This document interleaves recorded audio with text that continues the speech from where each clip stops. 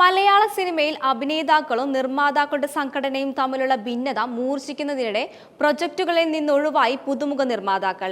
April May മാസങ്ങളിൽ ചിത്രീകരണം തുടങ്ങാൻ പദ്ധതിയിടുന്ന 5ഓളം ചിത്രങ്ങളാണ് ഇതുമൂലം പ്രതിസന്ധിയിലായിരിക്കുന്നത്. രണ്ടാം നിരയിലുള്ള നായക നടന്മാരെ ഉൾപ്പെടുത്തിയുള്ള പ്രൊജക്ടുകളാണ് മാറ്റിവെക്കുകയോ ഉപേക്ഷിക്കപ്പെടുകയോ ചെയ്തിരിക്കുന്നത്. സിനിമാ നിർമ്മാണം സാമ്പത്തിക നഷ്ടം വരുത്തിവെക്കുന്നു എന്ന വസ്തുത പ്രൊഡ്യൂസേഴ്സ് അസോസിയേഷൻ തന്നെ പുറത്തുവിട്ടതാണ് താല്പര്യവുമായി എത്തിയവരെ പിന്നോട്ടാക്കുന്നത്. അടുത്ത കാലങ്ങളിലായി മലയാള സിനിമയിൽ പണം മുടക്കാൻ എത്തിയവരിൽ ഏറെയും പുതുമുഖ നിർമ്മാതാക്കളാണ്. ഇവരിൽ പലരും വിദേശ മലയാളികളാണ്.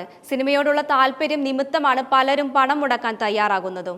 കഴിഞ്ഞ 5 വർഷത്തിനിടെ പുതുമുഖ നിർമ്മാതാക്കളായി മലയാള സിനിമയിലേക്ക് എത്തിയവരുടെ എണ്ണം 200-ന് മുകളിലാണ്. ഇവരിൽ 85% നിർമ്മാതാക്കളും ഒരൊറ്റ സിനിമ നിർമ്മിച്ചതോടെ കളം വിടുകയായിരുന്നു.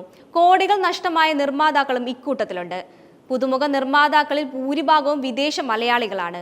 ഈ നിർമ്മാതാക്കളിൽ മുടക്കുമുതൽ തിരിച്ചുപിടിച്ചവർ വിരലിൽ എണ്ണാവുന്നവർ മാത്രം.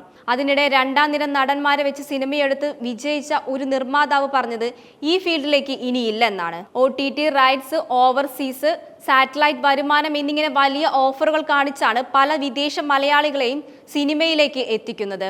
OTT ഉൾപ്പെടെയുള്ള വരുമാനങ്ങളൊന്നും ഉറപ്പില്ലെന്ന് മാത്രമല്ല, മുൻകൂട്ടി നിശ്ചയിച്ച ബജറ്റിൽ സിനിമ പൂർത്തിയാക്കാൻ പോലും സാധിക്കാത്ത അവസ്ഥയിലാണ് നിലവിലുള്ളത്. അടുത്തിടെ 4 കോടിയിൽ തീർക്കാമെന്ന് പറഞ്ഞ് ആരംഭിച്ച സിനിമ പൂർത്തിയാക്കാൻ 20 കോടി രൂപയിലധികം വന്നെന്ന വാർത്ത വലിയ കോളിളക്കം സൃഷ്ടിച്ചു. കോവിഡിന് ശേഷം 200-ന് മുകളിൽ സിനിമകളാണ് ഓരോ വർഷവും പുറത്തിറങ്ങുന്നത്. ഇതിൽ വിജയിക്കുന്നതാകട്ടെ തീരെ കുറച്ചു മാത്രം.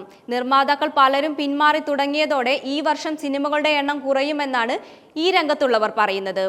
ഈ വർഷം ഇതുവരെ 50-ലധികം ചിത്രങ്ങൾ തിയേറ്ററിലെത്തി. ഇതിൽ 2 എണ്ണം മാത്രമാണ് നിർമ്മാതാവിന് മുടക്കുമുതൽ തിരിച്ചു നൽകിയത്. ആസിഫ് അലി അഭിനയിച്ച രേഖ ചിത്രം കോടികൾ വാരിയപ്പോൾ ഹിറ്റിലേക്ക് കുതിക്കുന്ന മറ്റൊരു ചിത്രം കുഞ്ചാക്കോ ബോബന്റെ ഓഫീസർ ഓൺ ഡ്യൂട്ടിയാണ്. ലോങ് റണ്ണിൽ കൂടുതൽ നേട്ടമുണ്ടാക്കാൻ കുഞ്ചാക്കോ ബോബൻ ചിത്രത്തിന് സാധിക്കുമെന്നും ബോക്സ് ഓഫീസ് റിപ്പോർട്ട്. മാർച്ച് 27-ന് മോഹൻലാലിന്റെ ബിഗ് ബജറ്റ് ചിത്രം എമ്പുരാൻ റിലീസിംഗിന് ഒരുങ്ങുകയാണ്. സിനിമാ രംഗത്തെ വിവാദ ചൂട് പിടിപ്പിക്കുന്നത് ഈ ചിത്രവുമായി ബന്ധപ്പെട്ട് കൂടിയാണ്.